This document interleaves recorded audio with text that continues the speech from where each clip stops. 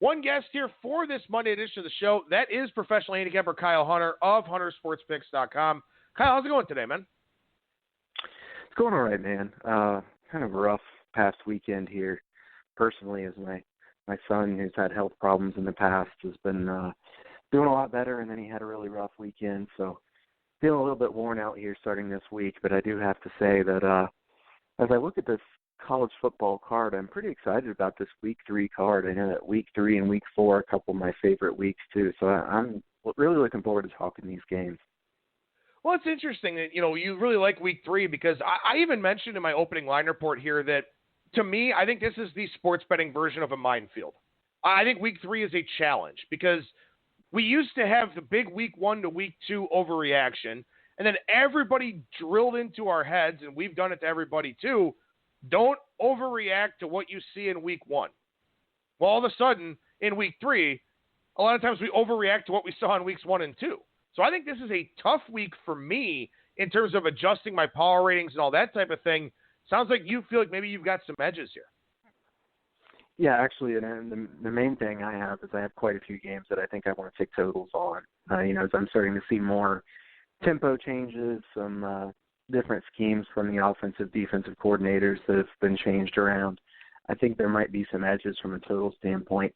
I do think that it's an interesting week also for sides. When you look at it ATS-wise, it's hard to know how much to adjust some of these teams. And I think the first one that I would say, as I'm looking through my ratings, last night I'm updating my ratings as my son's laying around on my shoulder, not feeling very good. And Maryland's the first one. I'm like, what do I do with this team? Maryland, you and I talked about Maryland the other day. I got burnt by Maryland there with Syracuse, and I just didn't think that Maryland was that good, and it was overreaction to Week 1 against Howard. Either Syracuse is a lot worse than I thought, or Maryland's a lot better than I thought, or both. Probably both the case. Syracuse really wasn't that good against Liberty, but Maryland, to me, how much do you move them up? I still think some people might be overrating them a bit, but I don't want to go against them now. So, a team like that is very tricky for me. Yeah, Maryland's a tough one. And I adjusted Maryland up, and obviously you have to. And certainly, I had Syracuse favored last week. So the number closed 1.5. They came nowhere close in that. They were blown out from the jump in that game pretty much. So, I moved Syracuse down more than I moved Maryland up. And I get it. Maryland scored, 140 points in 2 weeks or whatever it is that they've done. But, who have they played? Syracuse is clearly worse than we thought. Tommy DeVito's not the guy. They just took advantage of a Liberty team that did nothing on offense in Week 1. I moved Syracuse down more than I moved Maryland up. And that's the thing is, how do you try to determine what to do here in Week 3? Because some of these teams have played 2 FBS opponents. Maybe they've played 2 comparable types of teams. Some of these teams have played an FCS team and an awful group of 5 team. What do you do with them? I don't know. That's the tough thing for me here in Week 3 is determining, is it one team or is it the other? Yeah. I moved Maryland up 4 and moved Syracuse down 3.5. So I think that, it's hard to tell, whether it's one side or the other. But, in games like that, I think that you have to do something fairly substantial with both of them. I find it hard to, in Week 3, it's hard to know whether, you're moving them too much. And I think we've talked about this in the past. Usually in Week 3, I move them more than I do in Week 2 because I don't want to overreact right away. But if you have a couple data points that, look like you might be off, then you probably should move it more than you did just based off of one. I think that, the teams who have played the FCS teams makes it especially hard, like you said. When you haven't played anybody, maybe you've been disappointing. A team like Arizona State, they didn't play very well at all against Sacramento State. What do you make of that? Did they just totally look past that to their big game this week? That was a hard one for me, too. I moved FIU down a lot, Tennessee down a lot. Had to move Ohio State up based on a good performance there the other day. North Carolina, I moved up a lot. Those are some of the bigger movers there in my PRs. Yeah, I had to move North Carolina up quite a bit as well. They moved up 4.5 points for me. That was the biggest adjustment up that I made. I moved UCLA down a touchdown because obviously, it's just not working there in LA. FIU went down 5 points for me. I got burned on FIU twice. I had them in week 1 against Tulane. They got blown out. They never had a prayer of covering against Western Kentucky last week. 5 points may not even be enough, but the crazy thing about FIU is that some of these teams are unknowns because they lost guys to the draft or guys transferred or they had a coaching change or something like that. FIU brought back just about everybody, same coaching staff, same everything as last year's team. I don't know what's going on, so I don't know how much to adjust them down. Obviously, I moved them because my number was way off. I settled on 5 points for them. My line was off 8 points last week. So 5 may not be enough, but, they can't be this bad because they returned so much. That's the thing that really mystifies me. If you're a team that lost a ton from last year and I didn't account for how much it meant, that's one thing. If you're a team that's almost the same as last year and you just suck, that's another. Yeah, how about FIU's offense? What happened? They brought back nearly everybody. Very efficient offense last year. I think they were top 20 in yards per play, and now they have 3.9 yards per play. And, they haven't exactly played the best defenses in the world. So I don't understand what happened to their offense. I know they switched quarterbacks. I don't know. Was there an injury, or did they just switch quarterbacks because things were going so poorly? I wasn't sure about that one. I think Morgan was just that bad. Look, the guy was 3 for 11 for 25 yards. They were 5 of 18 for 66 yards as a team against Western Kentucky. That's brutal. That's awful. It is, yeah, and I had the over in that game, so that was one of my losers from Saturday. I don't know what happened to FIU's offense. They should have been good again. They haven't scored in the red zone. That's part of it. But, when you have 3.9 yards per play and you're 125th in the country in yards per play, something badly wrong. I don't know if maybe they came into the season overconfident or what. It's tough because you see things like this and you don't want to overreact. But like you said, you have to make a pretty big change at this point. So, FIU is a team that I'm not going to want to play on or against or even bet a total on here for a week or two.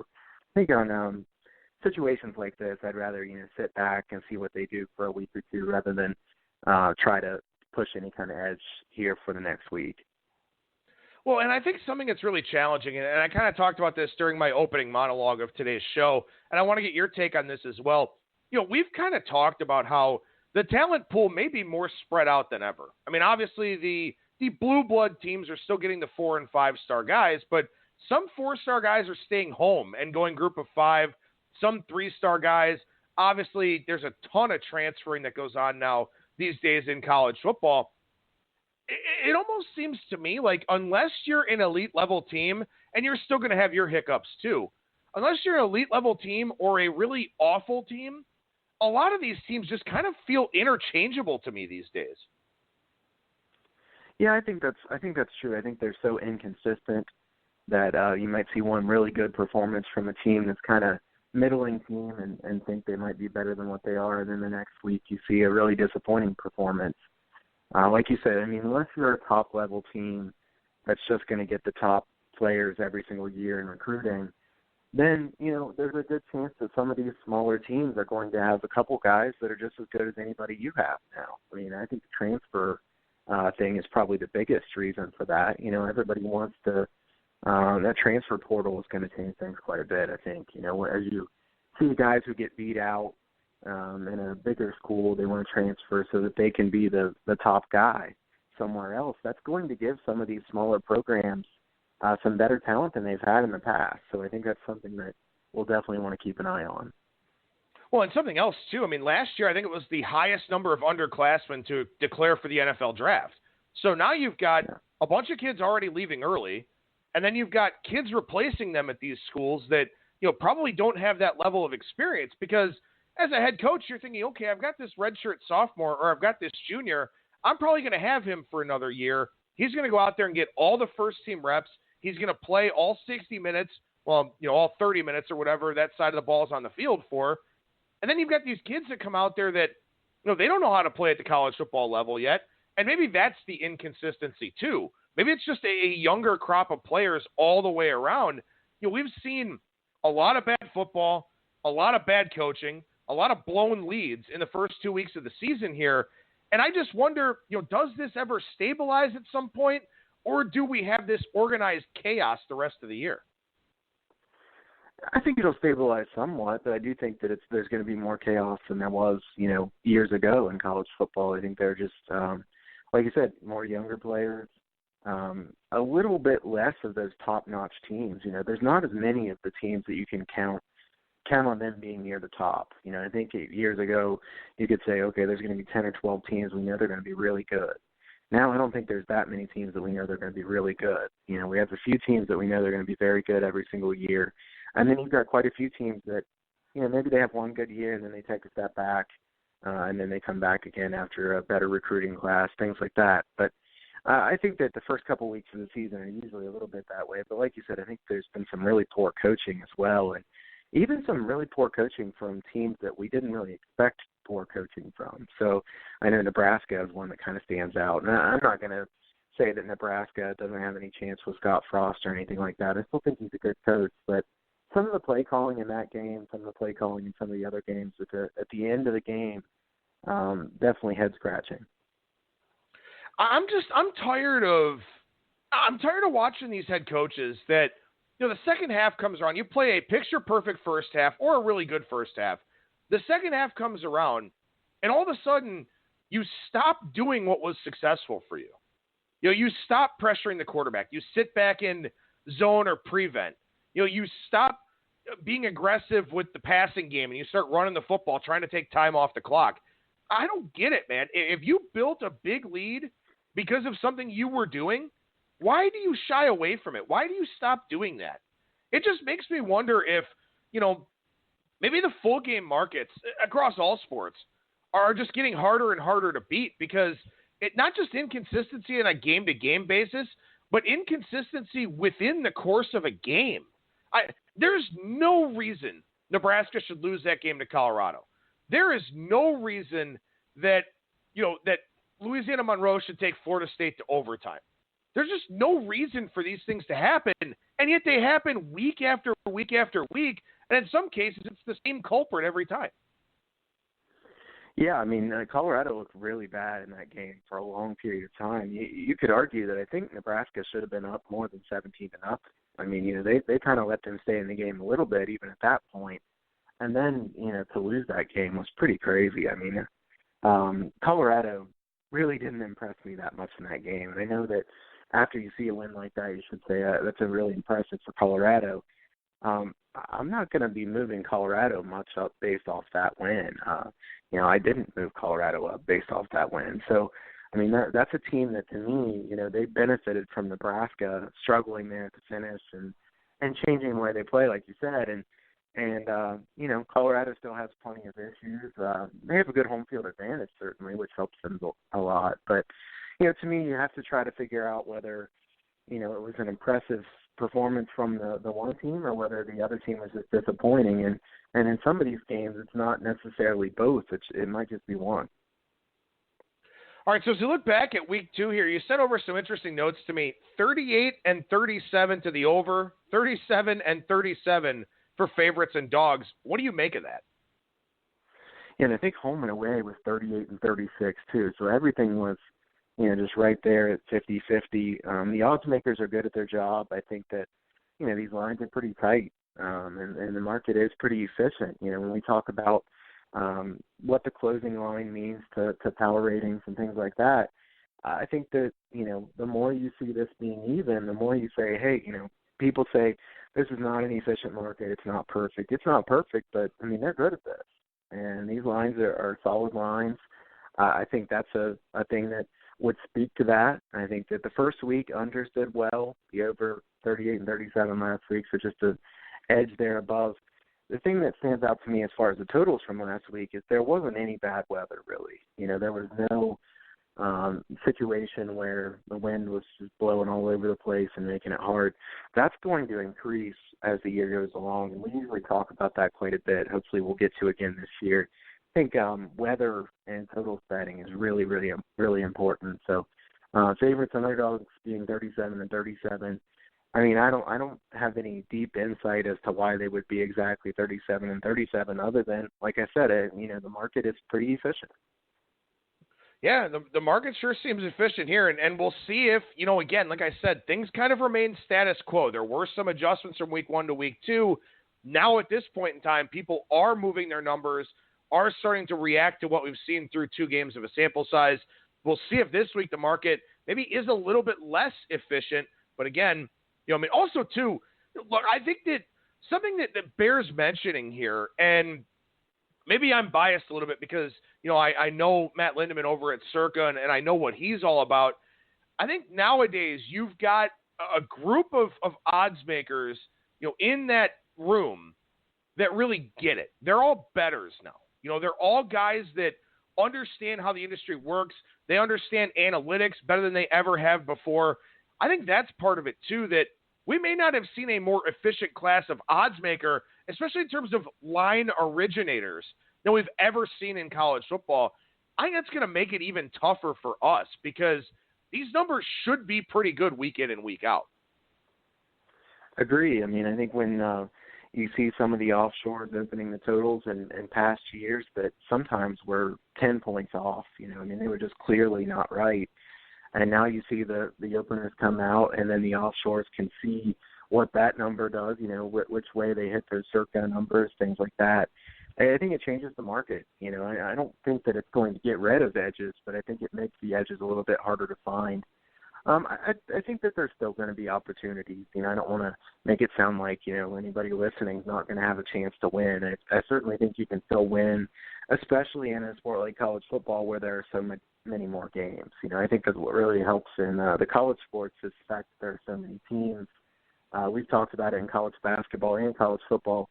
Really do think that if you're only going to focus on that sport, or if you're going to focus on one particular conference, you'd want to pick one that's a smaller conference to where, you're not betting on all Alabama's games or Clemson's games or Ohio State or Georgia or something like that. You're looking at Sun Belt. You're looking at Conference USA. Those are going to be lines that are a little bit easier to beat still. But like you said, I think the market is becoming even more efficient. One of the things I talked about last week on the show, and one of the things we'll continue to drive home here this season, is that you can get out in front of some line moves if you pay attention to the box scores, if you go through and study what actually happened in these games, because a lot of times people just look at final scores and look at it and say, well, that team covered, that team didn't cover, okay, and they don't dig deeper. So you found 3 box scores that stood out to you here, and of course, I wound up being on all 3 of these games. Ironically enough, I had the right side in one, or I had a winning ticket in one of them, but I think that these 3 that you pointed out here are very good examples of why it's important to do this. Yeah, Buffalo and Penn State. Buffalo outgains Penn State 429 to 357. They couldn't cover the number. What was the number? Like 24, something like that? Oh, the number closed 31. Oh, was it really? Wow. It moved a touchdown. Yep. Oh my gosh. Wow. So that's a tough one for Buffalo backers, definitely. Penn State was efficient when they had the ball on a yards per play basis, but Buffalo 429 yards for 357 can't cover the number. Man, that's a brutal one. You get Wyoming and Texas State. Texas State outgains them by 98 yards. 3 turnovers, 2 missed field goals, threw a pick 6. I had Texas State. That was a really tough loss. And Wyoming has done this a couple times now. And if we had a buy low, sell high, as we do in the college basketball world, I'd be saying sell high on Wyoming. I think Wyoming has really benefited a lot from some positive luck here, and I think that they're probably overvalued in the marketplace based on that. Southern Miss and Mississippi State. Mississippi State led the yardage only 386 to 344. Southern Miss -3 turnover margin. Watched a good amount of that game. I had the over. Felt fortunate to win that over. Southern Miss moved the ball well enough to score more points than what they did. Mississippi State's defense is clearly not what they were last year. I think we knew that going into it. But, Southern Miss was able to move the ball. They just had some pretty bad turnovers, and some of them in the red zone or close to the red zone. So that hurt them a lot in that game. Yeah, we had Southern Miss in the Golden Nugget where we had a really, really terrible week. That was one I did like quite a bit. Southern Miss, as you mentioned, moves the football, not able to do anything with it. I grabbed Penn State -23.5 at the Bet Online opener. That game was 10-7 Buffalo at halftime. Right? Buffalo had scoring drives in the second quarter of 8 minutes and 34 seconds and 4 minutes and 29 seconds. So they were just kind of like taking the air out of the ball completely in the first half. I'm furious, right? I've got 8 points of line value, and this bet has no chance in hell. And, of course, Penn State wins the second half 38-3, covers the number. I still had a shitty Saturday, but that was one of them where I was like, you got to be kidding me. I've got over a touchdown of line value here, and this thing's not going to come close.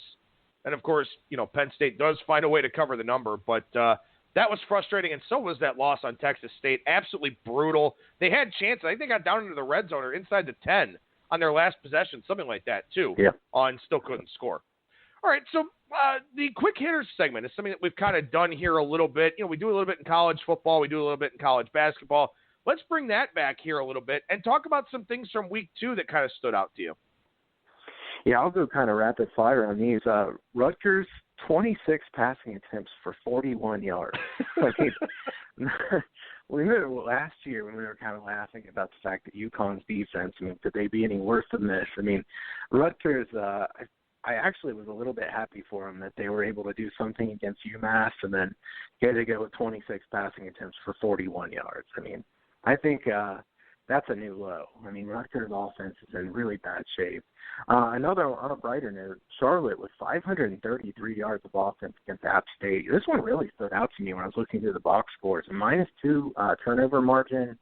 New coaching staff here. Charlotte, I thought this was a good coaching staff. Charlotte's a team that I would like to back ATS. I think probably even a little bit undervalued this week. But Charlotte's a team that I think they'll do pretty well ATS this year. If they're going to have a solid offense, I think their defense is still pretty good. App State put up a bunch of points on them. App State's going to score a lot of points on just about everybody this year. But I was really impressed with that Charlotte performance there. As I look down the rest of the way, Michigan Let me State, interrupt you for a second here real quickly because, UMass, right? So UMass gets torched by Rutgers. Obviously, we know what Rutgers is.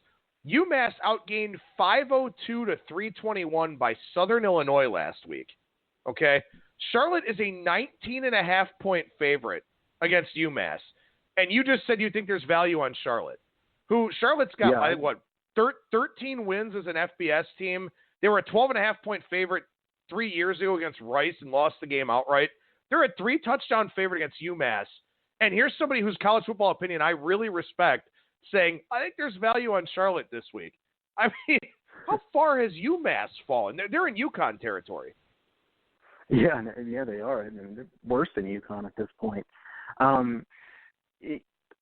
far as I know, I don't know the FCS ranks very well, but I don't think Southern Illinois is a very good team. I mean, they're not a team that I thought was very good in the FCS ranks. Correct me if I'm wrong there, but I mean, to get embarrassed by them, not a good look there. And like I said, Charlotte rolling up that many yards of offense on App State. I think Charlotte's going to score a lot of points on UMass. So can UMass keep up? I doubt it. I really do. I think that I would definitely lean Charlotte minus the points in that game. Michigan State rolls up 582 yards of offense against Western Michigan.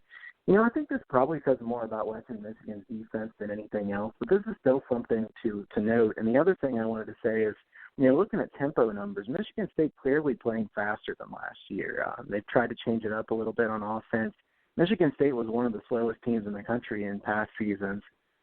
Playing some up-tempo at least some of the time on offense now, I think that's probably a good try. Michigan State's offense was so bad in the past. I think that, last year that offense held them back. Can the offense be decent? Now, I don't think they're going to be really good. So getting almost 600 yards of offense against Western Michigan, like I said, probably means more that Western Michigan's defense is really weak. But Michigan State at least improved on that side of the ball. Maryland plus 11 in sack margin already in 2 games. Really pretty stunning to me. We already touched on them, so I'll make this pretty quick.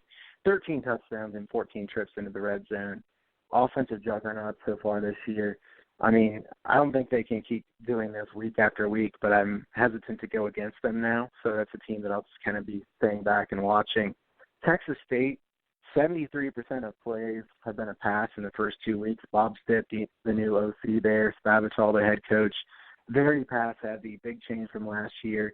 If they could get their turnovers under control, Texas State can probably score quite a few points there in that conference. It's still a team that they burned me the first couple of weeks. First week I had an over with them and lost. Last week I had them on the side, should have won that one, didn't. But I think Texas State's still an interesting team to keep an eye on with their changes from last year. And then a lot of people are going to be talking about Slovic looking really good there for USC last weekend. I think he did look really good in that game. Most people are going to say right away, well, he's a lot better than JT Daniels. I really think the biggest story of that, though, is how much Graham Harrell is going to help USC's offense with his new scheme. Will he save Clay Helton's job? I don't know. We'll see. But Harrell really helping this offense a lot. So as we look here, Southern Illinois, 151st in the Sagarin rankings. They lost 44-26 to Southeast Missouri State, who's 139th in Sagarin.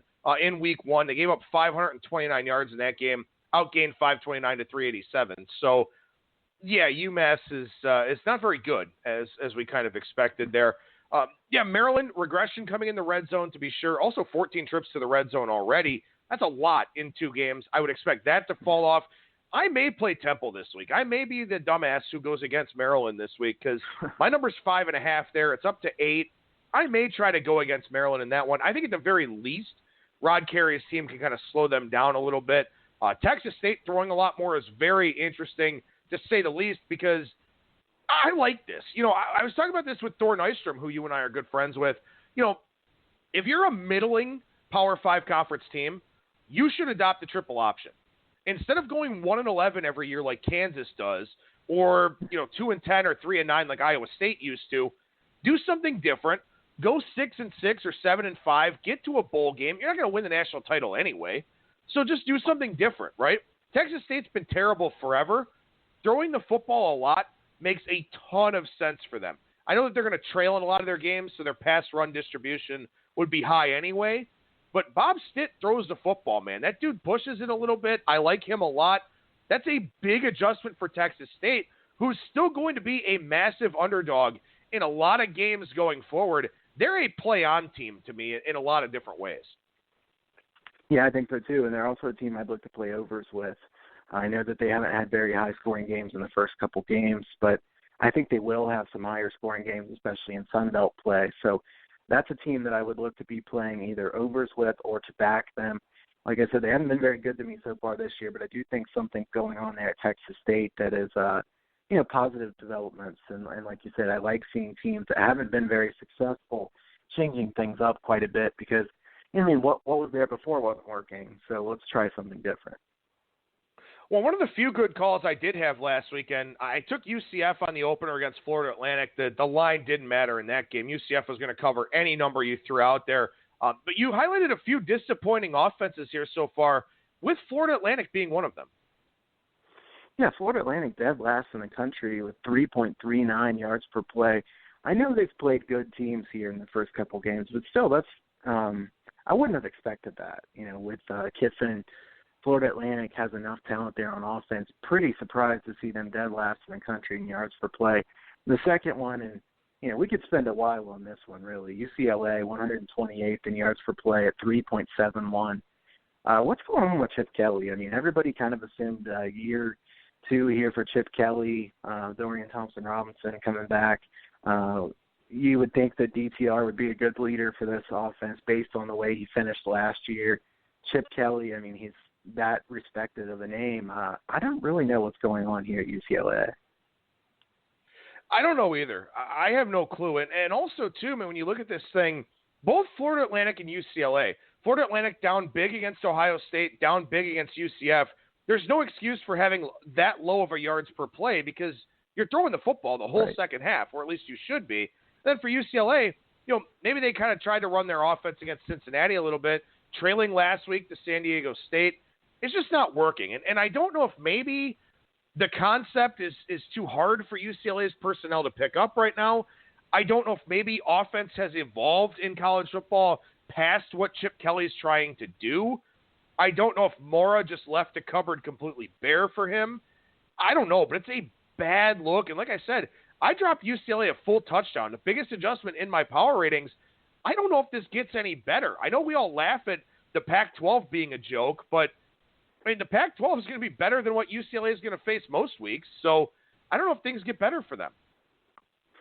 I don't know either. I mean, I'm not going to be excited to back UCLA either. I didn't move them quite 7. I think I moved them 5.5 points down. UCLA, a team to me that's just unbettable right now. I want to see something from them before I would bet on them. The offensive line has been really bad again. I thought they'd be better for sure. 1.82 yards per rush so far this year. I know they played 2 good rushing defenses, but it's not that good. It's been really disappointing for them. Moving on to the other ones, Michigan 100th in yards per play through 2 games. And I think it's important to say that, not are they just 100th in yards per play. Not only are they that, it was against Middle Tennessee State and Army. So really disappointing start there for Gaddis. What does Harbaugh do now? I think this will be really fascinating. I know some people think that, if he struggles right out of the gate, Harbaugh's going to be like, hey, this is not working. Let's go back to more what I did in the past. I think that would be a mistake. I think that we've seen that, Harbaugh's offense needed some innovation. Let's see if he gives the new OC a chance to work this out or not. I think Shea Patterson's been disappointing again so far this year. If he plays Middle Tennessee State and Army and a 100th in yards per play through 2 games at Michigan, that's certainly a pretty big disappointment. Yeah, it really is. And especially, too, something that really caught me off guard, Army was digging in on the defensive line. They did not get pushed around by Michigan. And one of the things we know about the service academies is that traditionally they're smaller in the trenches. They've got to do a lot more moving on the offensive line. And then their defensive lines, they just don't recruit those 300-pound dudes. And they were hanging in there. Michigan did not dominate the line of scrimmage in that game the way I would have expected them to. And especially when Michigan had the ball, that was the biggest takeaway for me, is that for whatever reason, that offensive line is just not mean enough. It's not strong enough. That's a big problem. And one of the reasons why Ohio State's had so much success in this rivalry, the Buckeyes always have pass rushers, and they're always good on the interior of the defensive line. Michigan getting outmatched by Middle Tennessee and Army, at the point of attack is a problem. Yeah, definitely. I agree with the point there on, especially when Michigan had those 3rd and shorts or 4th and short. It's surprising to see Army in the backfield knocking them down for a 1-yard loss. I think Michigan would just be able to get that yard or 2, and they were having a really hard time with that. So we'll see what happens going forward, but definitely not a very good start for Michigan's offense. West Virginia, only 14 plays of 10 yards or more in 2 games. They played James Madison. James Madison is a good FCS team, definitely. And Missouri, not a great defense. West Virginia, 3.72 yards per play so far this year, but 14 plays of 10 yards or more in 2 games is very, very weak. So that one really stood out to me. Yeah, this is one. This is mea culpa week, I think, for me and my power ratings a little bit. I kind of thought West Virginia would be okay. I like Neil Brown a lot. I thought Austin Kendall, the Oklahoma transfer, would fit okay there. They had a decent running game, but it's been a mess in Morgantown so far, and it doesn't get any easier this week because NC State looks much better than any of us thought with some of their offensive losses. Could be a really tough game once again this week here for the Mountaineers. You mentioned one tempo change with Michigan State speeding up a little bit. There's a couple more that you wanted to talk about here today. Yeah, Pittsburgh 31st in tempo after 2 games, playing much faster under Mark Whipple. This is a team that I think could have some value with some low overs. Pittsburgh's not going to have really high totals because of what they've been in the past. So I think that when they're playing against the right opponent, Pittsburgh overs could have some value. And I remember as I was listening to one of the other segments you had, I can't remember who you were talking to at the time, but I remember hearing you guys talking about Utah State and how fast they played in week 1 with Gary Anderson. But they're playing even faster than they did a year ago by quite a bit, several seconds per play faster. This surprises me. I didn't think that they were going to be first in tempo in the country through 2 weeks. So I like this move, with Jordan Love. Jordan Love is their offense. They obviously need him. They didn't get anybody else back other than, I believe it was an offensive lineman. So Utah State playing really, really fast through 2 weeks is something very interesting for me to see. Well, and this is what's tough. I thought Gary Anderson would take some of the steam out of that offense. I thought he would take it out of Jordan Love's hands a little bit more. They'd run the football a little bit more. This is exactly the opposite of what I expected from Utah State here so far this season. So I bumped them up, even though they blew out an FCS team last week. And you know what, I probably may have to, bump them up again here in the near future because I thought I knew what Gary Anderson was going to do. He's not doing it, and it makes Utah State a much better team because he's not doing it. So definitely a good one to point out there. But, again, we got 2 data points here so far, so we're still kind of trying to work our way through what these teams actually are. We mentioned Maryland, 13 of 14 in the red zone already. That won't continue. What are some other things you're looking at that won't continue here as you're sort of eyeing some regression? Yeah, I'm glad that you said it that way because I wanted to be clear that it's kind of hard to look at too much regression after only 2 weeks. This will be a lot easier to look at after 3 or 4 weeks or 5 weeks, but I still wanted to kind of introduce it and point out ones that look pretty far off. Boise State has allowed opponents to convert on only 14.29% of third downs in their first 2 games. This is a good defense, but they're not this good. I mean, we know that they're not going to hold opponents to 14% on third down. So Boise State's defense has been fortunate this year so far to hold opponents to that. Boston College +6 turnover margins this game. This is a sell high team for me. I'd like to go against them before I would back them. I don't think this team's going to be as good as what they've looked so far this year. Hawaii -6 turnover margin. It's pretty amazing. It nearly beat them against Arizona and then once again almost beat them against Oregon State. It's pretty amazing to me that they could be -6 turnover margin and have won both of those games. Yeah, you look at Boston College here, too. We're going to gloss over the game against Kansas because it's a dumpster fire. But, Boston College gets that Week 1 win over Virginia Tech. They're +3 in turnover margin in that game. Virginia Tech marched really up and down the field on them. They just turned the football over at inopportune times. Last week, I was on Virginia Tech. This was one of our Golden Nugget picks. I expected them to blow out Old Dominion, and Old Dominion was better than them in the second half. Old Dominion ran for over 200 yards on that Virginia Tech defense, and Virginia Tech outgained Boston College in Week 1. So what does that say about Boston College's Week 1 win? Not really a whole lot, and that's maybe the better frame of reference that we want to be looking at here at this time of the year, especially as we talked about inconsistency so much early on in the show. What do some of these Week 1 wins mean? What do some of these Week 2 wins mean by the time we get to Week 5 or Week 6 or Week 7? I think it's important to be evaluating that way that Boston College is a team with a high plus turnover margin. They did not play well in Week 1. They were good enough in Week 2, certainly. But it's one of those things where I think you really want to take that into account of what do these wins mean?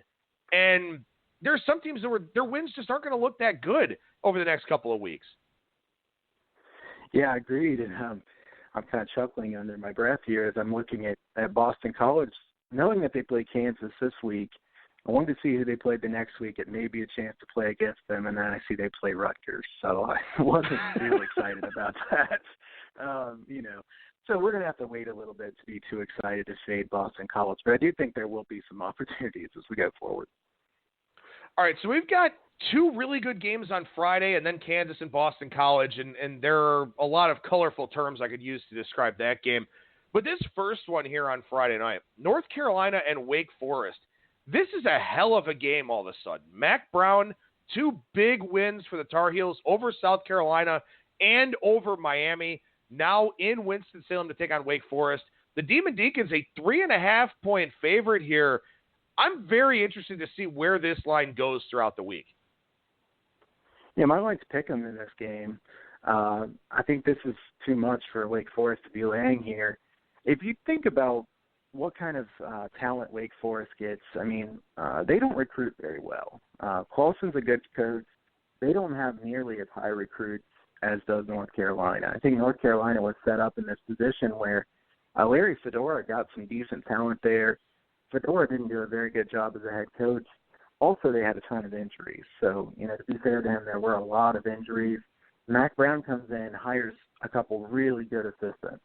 I like his assistants quite a bit.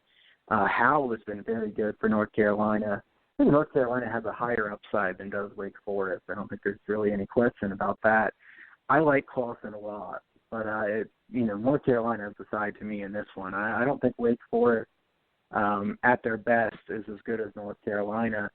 You could argue that North Carolina coming off a couple big wins, maybe this isn't a great spot for them, but you would think that they'd get up for a game like this. I know that they think that they should be a top 25 team. Was kind of reading about that, and they're not quite yet. I think they have plenty to play for. I wouldn't think that they would overlook a team like Wake Forest. So I think this could be a high-scoring game, too. I will be looking at the total in this one to maybe play the over. It'll probably be a pretty high number with Wake Forest involved. But to me, this line surprised me quite a bit. I was surprised that Wake Forest was over a field goal favorite. Yeah, I got this one, Wake Forest -1. By the way, the total at Circa was 62.5 for what it's worth. I don't know what happened to it after it got posted, but that's what it was in Vegas, and we'll see what the offshore market does. Here's the thing. North Carolina last week outgained by almost 100 yards by Miami. No turnovers in the game at all whatsoever. North Carolina gets out to a 17-3 lead. It's 17-13 at halftime. They're able to come away with that win. How do you grade that performance for North Carolina? Outgained by 100 yards, okay. But Sam Howell, against a pretty good Miami defense, year in and year out, Miami is a pretty good defense, doesn't turn the football over, has 274 yards on 16 completions. So some big plays in there for North Carolina. Miami had the ball for over 35 minutes in that game, so maybe North Carolina does more on offense if they have the ball longer. But neither one of these teams with any success on third down. I don't know where North Carolina is. I wonder if week one was more about South Carolina being bad, if it was more about Jake Bentley's fourth quarter injury, because keep in mind, South Carolina was in a position to not just win, but cover that game in week one after 3 quarters. Then North Carolina holds on for this win over Miami. I don't know what the Tar Heels are exactly at this point in time. They've got 2 signature type of wins, but I don't think they've been the better team in either game. So I don't know where they're at right now. Yeah, I think that's fair. I do. I think that North Carolina, the team that I'd like to play in a game like this, because I think that Wake Forest is, I think we know what Wake Forest is, right? I mean, they're a team that's a solid team. They're a really well-coached team, but, they're not going to be able to play with the teams with the top talent in the ACC, at least consistently. I think they have a good quarterback. Newman has really impressed me quite a bit. I think they're going to score points here. 62.5 probably a little bit too low for this total. I think that will probably get that up a little bit. But I think that Wake Forest, a team that is going to have a hard time stopping people in the ACC. Can North Carolina move the ball easily against Wake Forest? I would think they will move the ball pretty easily here.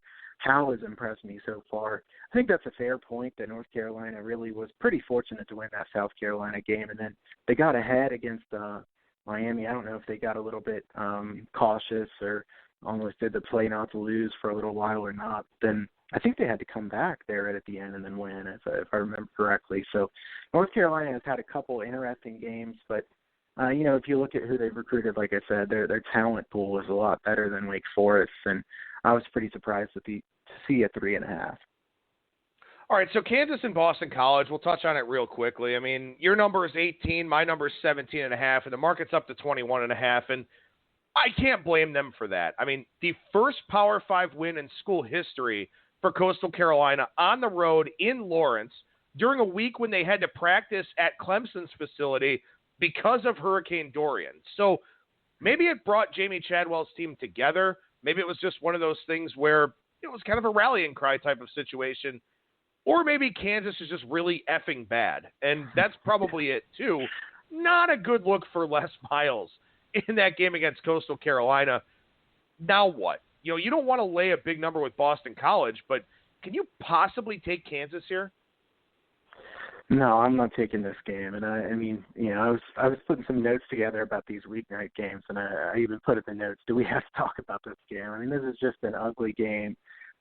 If I had to take something here, I'd probably take Kansas plus 21.5. I'm not going to take this one. Boston College, I kind of hope that they win really big in this game. Don't you think that would be a good setup? Is that if Boston College wins huge here, maybe even beats Rutgers pretty badly, there's going to be some really good spots to fade Boston College going forward. So I'll probably sit back and hope for a Boston College big win in a game like this because, Kansas losing to Coastal Carolina, and in week one, Kansas was far from impressive. also. So this is a Kansas team that I do not want to back. I'm not laying that many points with Boston College, so I'll root for a big win to try to set up a play against Boston College in the future. Yeah, I mean, I think this is one where maybe I'll look for a second-half opportunity. If this game is closer than it should be at halftime, when you've got Anthony Brown and A.J. Dillon, I wouldn't be surprised if the game plan for Boston College is to try and get those guys some numbers here in the second half of this one. So if it's close, maybe I'll look to take, second half Boston College position, but full game, I think it's kind of hard to do. How about game 107-108 here? This is an interesting game. Washington State and Houston. Now, the game is in Houston. It's not at Houston's normal home facility. It's at NRG Stadium, which is where the Houston Texans play. Maybe that wasn't factored into the line a little bit here. I took Houston's home field advantage from 3.5 down to 2, with this game being at a quasi-neutral site here. Washington State up from 6.5 to 8, straight 8.5 out there as well. Yeah, I kind of feel like I missed the boat. I should have taken Washington State minus 6.5 here. I considered taking that one, didn't take it right away. Can Houston stop anybody here? I mean, the thing about Washington State is they've played New Mexico State and Northern Colorado. So, you look at their stats and they look amazing. They're second in the country in yards per play. Heck, they've even averaged 6.4 yards per rush so far this year. But just, it's hard to make too much of what Washington State's done so far because of the competition they've played against. I think that Mike Leach's ability to plug in any quarterback and just be really successful continues to really impress me. I wondered if they'd be down a little bit on offense this year. Through 2 games, it looks like they might not be. I don't think Houston's defense is going to be able to stop them here. I think here's the game that we find out if Washington State's defense is going to be good enough, though, because this is going to be a good test for them. Houston can't stop anybody. Houston's offense very good. This is going to be a really high total. I'd be curious to see where this one comes out. This is going to be one of those totals where you think, I want to play the over, but then the number's so high they just can't do it. I think that Washington State minus the points would still be my lean even at this number. I don't want to back Houston. It's not a team that I trust. At the same time, over a touchdown with a team that hasn't played anybody so far this year, I can't get too excited at this point either. 74 was the total that came out at Circa. I presume it got bet up. I don't know what the adjusted number looks like here now. But, I agree with you. I mean, my number on this game is 7. So, I don't necessarily have any play from a power rating standpoint. I think it's fair for the jury to be out on Washington State. But like you said, how does Houston stop Washington State? I don't know. And this is a really hard scheme to prepare for because a lot of teams don't really have, a backup quarterback or a scout team quarterback capable of running this Washington State offense. Maybe Dana Holgorsen has a guy. Maybe he's got a freshman, that he recruited or something like that. But that's the hardest part, I think, about Washington State is if you don't see them frequently, if you're not a Pac-12 team used to seeing them all the time, I don't know how you prep for them. That's the worry I have for Houston here in this game is can you be ready all of a sudden? Because you face Oklahoma, who has that RPO type of offense where Jalen Hurts kind of makes all kinds of plays all over the field on you. Okay, that's one thing. This is a much different type of thing. And I don't know if Houston can accurately and adequately prepare for that. So I'd have to look Washington State, but I don't know if I'll play it. Yeah, I think that's a good point. I think that, Houston's defense didn't look good against Oklahoma, but, Oklahoma's going to make a lot of people look bad also this year with that offense. I think that Houston's going to really struggle here on defense as well, but I don't know what Washington State's defense is going to do either. And to me, with that being a question mark, laying more than a touchdown, I don't think I'll bet this game. I kind of wish I had taken minus 6.5. And also, if you look at this one, I feel like we should have known when we saw 6.5 that this one was going to go up. This would have been a good chance to try to catch a middle or at least have some good line value or something here because, if you look at this game, you see minus 6.5 on the open. Like you said, it's not actually a home game. And then also the fact that I think the betting market wants to go against Houston this year. I know some people who are highly respected took Houston season win totals under. Can't blame them on that one. I think that there's a pretty big scheme change here, and this Houston defense is just not good at all. Mike Leach, I would give the coaching advantage to in this game, and I think this number is pretty fair now, and I think 74 probably will get that up a little bit on the over here, and I wouldn't blame him. I mean, I think this is probably a total that should be mid to upper 70s. Well, they're calling it College Ames Day because College Game Day going to this Cy-Hawk Trophy game between Iowa and Iowa State. Game 153-154 on Saturday. Iowa State opened a 1-point favorite. Iowa's now a 1.5-point favorite out there. Pretty much market wide. There's a straight 2 at 5 dimes. What I think happened here, Kyle, and if you think I'm wrong, let me know. I think Iowa State came out the favorite because the books wanted to see who should be favored in this game. Right now, the market says Iowa. I don't know. We've got one data point for Iowa State. It was triple overtime against Northern Iowa. They had a bye last week. So, while Iowa had not a tough game, but had a game against Rutgers, Iowa State was doing nothing but preparing for Iowa. So I think this is a fascinating handicap. This is my favorite handicap of the week. If you look at this game, he had a couple injuries there for Iowa. I know Geno Stone says that he's fine after getting hurt against Rutgers. Merriweather has been injured as well, and then you get Hankins from the secondary also has been injured. So I think that, Iowa is a team that you're going to want to watch the injury report on. To me, this is a Iowa team that has won 4 straight games in this series. This game means a lot to both of these teams. You had a wild high-scoring game 2 years ago and then a 13-3 Iowa win last year. I think it'd probably be more likely you get one of those low-scoring games again here this year. This one's really interesting to me for a couple of reasons because I think perception of Iowa State is low now compared to before the season because of the Northern Iowa overtime win. The line moved toward Iowa here. I have Iowa State -1. This is no big edge with it near 0. A really good game here. I won't bet the side, I don't think. I might bet the under if the number's good enough. I like Purdy, the quarterback for Iowa State. I do worry about the talent around him. I'm not sure that he has a lot of running back talent, wide receiver talent. I think that Iowa State's defense is really, really good. Excellent defense. I think it'll be hard for Iowa to score too many points, but can Iowa State score that much? To me, this is an interesting game because Iowa State has to be really hungry. They had a week off. They want revenge for the fact that, they haven't been able to win this game in a long time. This game means a lot to both teams. Obviously, it's going to be a great, great environment for football. I want to watch this game. I'm really excited for this game. Matt Campbell's a really good coach. Ferentz a very good coach as well. So I wouldn't say there's a big coaching advantage anywhere here. But, I would have to give the edge here to Iowa State if I had to take a side just because, I feel like perception might be getting a little bit too low on them. But as I said, I do worry a little bit that they don't have too many playmakers on offense around Brock Purdy. Iowa, a team that is just consistent here of late. A few years ago, I felt like they were really inconsistent. Lately, they've seemed to be basically the same team. They have a good quarterback, always have good lines.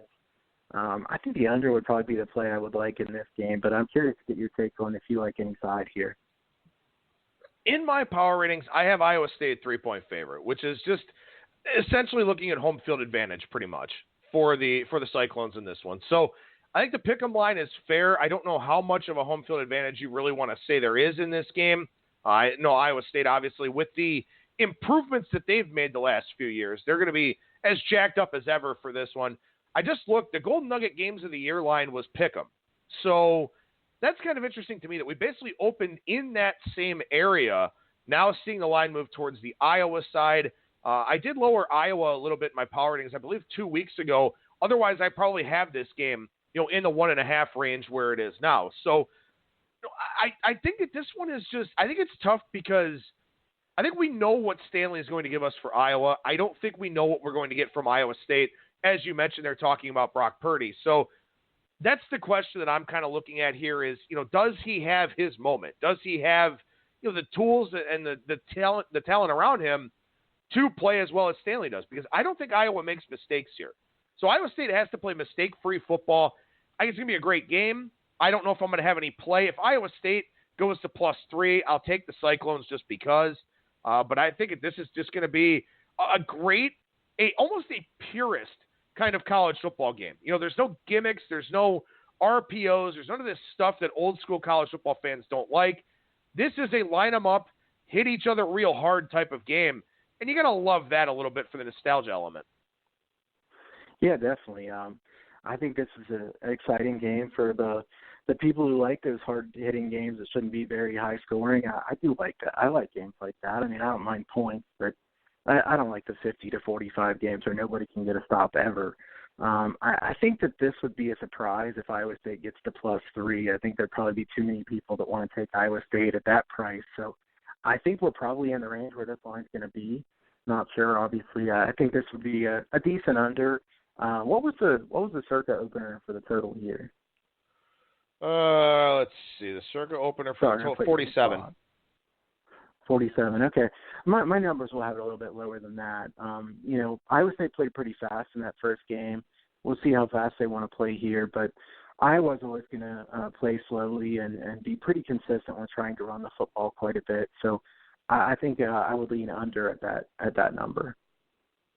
Kyle Hunter, professional handicapper over at huntersportspicks.com. I appreciate you getting through what I know was a little bit of a tough segment here for you today, and certainly hope that your son feels better. What's going on over at the website right now, man? Yeah, I'm glad to do the show. Definitely glad I was able to do it today here. I'm running a special here for $399 for all college football totals. I mentioned Bang the Book. You can send me a message, Kyle at huntersportspicks.com, at Kyle Hunter Picks on Twitter. Mention the Bang the Book special for $399 for the rest of the year for all college football totals. 5-1 last weekend in college football totals. Had some really bad beats on the sides and didn't do well there. Had a rough NFL Sunday as well. I was 100% honest about it. Not a great weekend for me in general, but totals are my strength. I think I'll have some good edges here going forward with college football totals. So if you want to get involved there, again, you can message me, Kyle at huntersportspicks.com or at Kyle Hunter Picks on Twitter. There you go, Kyle Hunter, professional handicapper, huntersportspicks.com, at Kyle Hunter Picks on Twitter. Kyle, appreciate your time as always, brother. Thank you so much for joining me, man. We'll talk to you again next week. Thanks, man. Take care.